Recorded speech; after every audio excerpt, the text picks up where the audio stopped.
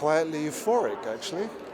It's such a beautiful piece of sculpture. It's such an amazing gift and trophy and honour from my Academy members here in Ireland.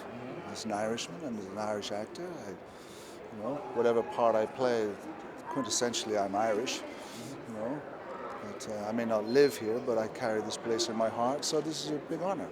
Excellent. Now, what do you think? What do you think? I mean, Tony Blair would think about you getting this award, and I think he'll be quietly amused, delighted.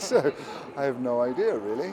The film was such a well-crafted film by Mr. Polanski.